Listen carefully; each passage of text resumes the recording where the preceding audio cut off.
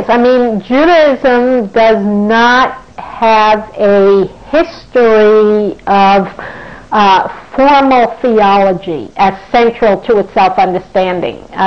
Theology in some people would say there's no such thing as Jewish theology, period. Those of us who consider ourselves Jewish theologians would dispute that, but certainly many people make that claim. But even if it exists, it's unquestionably a marginal enterprise. What has been central to defining Jewish identity is law and practice rather than belief. And when Jews have debated or explored what we would consider theological questions, they have done so through narrative commentary on the Bible.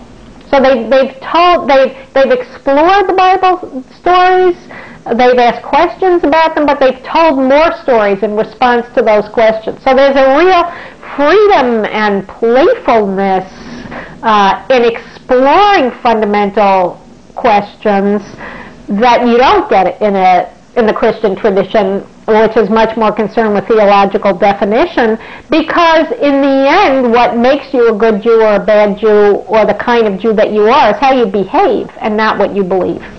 So there's a far more elasticity in the belief and a tremendous amount of ambiguity. I think that's a very important part of the question, that after all, almost any really good theological question that you can come up with doesn't have an answer, or doesn't have a single answer. And stories are fraught with ambiguity in a way that theological formulations are not. For example, there's rabbinic play with the story of creation and the fact that human beings were created last. Why were human beings created last? Well, one answer to that question is when you invite an honored guest to a banquet, you have everything prepared and ready and the table is set, and then you invite in the honored guest. And the other answer to that question is to remind us that we came after the worm. Well, those are absolutely opposite answers that are both absolutely legitimately pulled out of that story.